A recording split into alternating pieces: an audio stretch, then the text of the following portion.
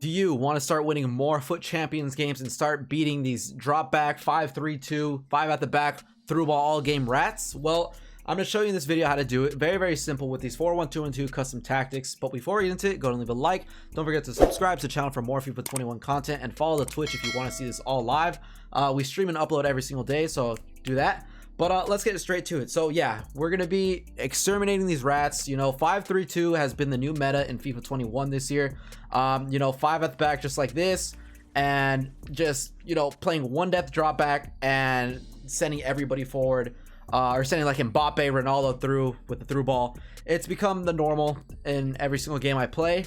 But today I'm going to show you some tactics that I've been using this weekend league. Okay, so I was using my normal 4-4-2 balanced 5-5 tactics that I've been using for months and months, and I did realize that I was running into a lot of people playing 5-3-2 through balls all game, drop back more than ever, more than the entire year.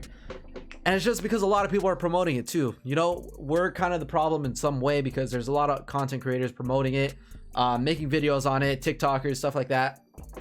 And I used the 4-1-2-1-2 very attacking in the beginning of the year, and I really enjoyed it, but I felt like I needed some wingers because everybody started using the 4-4-2.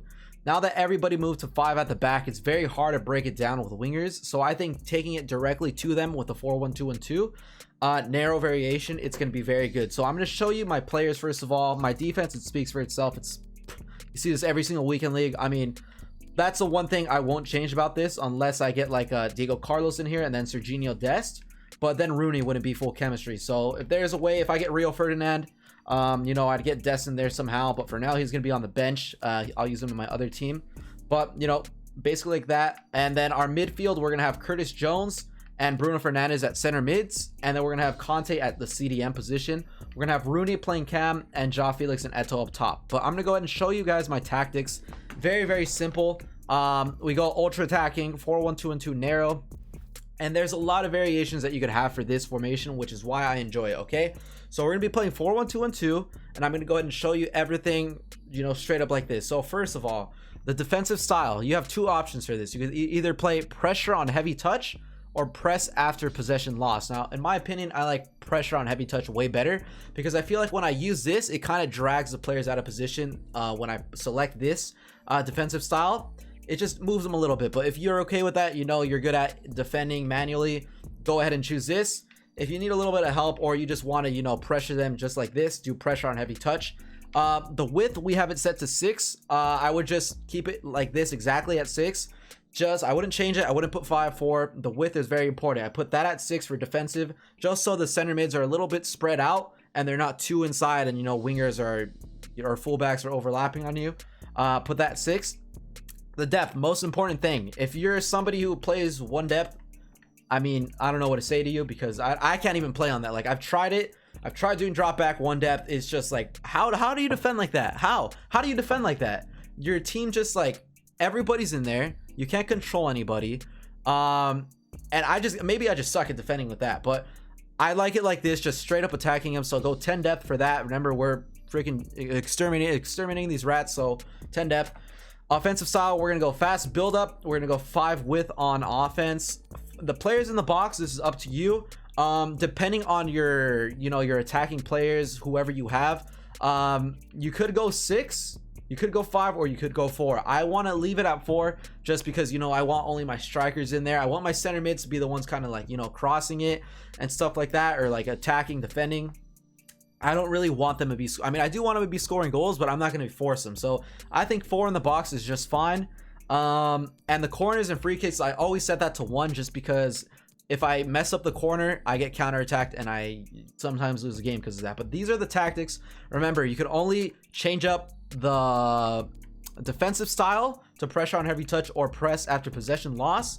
And then the players on box, anything from 4 to 6 is fine. Everything else, leave it like that.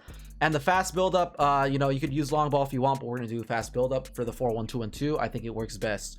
Like we said, this is how we're going to line them up in game. Ron Gomez at center backs, the fullbacks, Mendy, Walker, Conte, CDM, Bruno, and Curtis Jones, center mids, Rooney, Cam, and Joao Felix and Eto'o strikers. But the instructions, one of the most important parts of this entire thing. So the goalie you don't touch, the center backs you don't touch, and the fullbacks I put stay back while attacking, but I make sure I put them at overlap.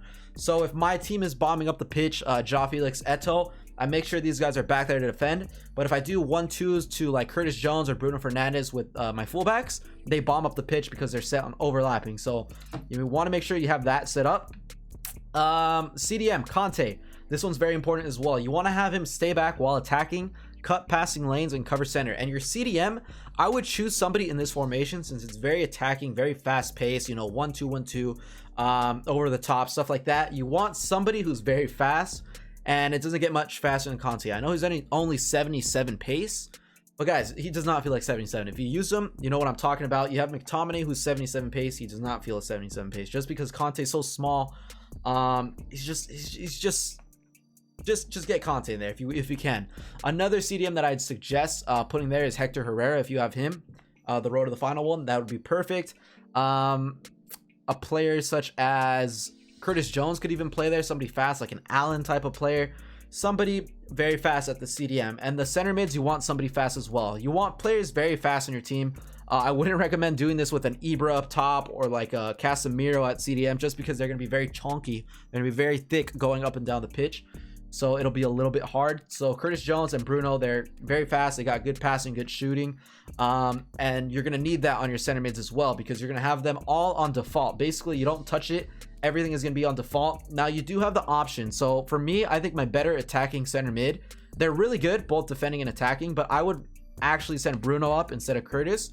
So if you want to be a little bit risky, instead of balanced attack, you can put them get forward, and then you can put the other center mid on get forward as well.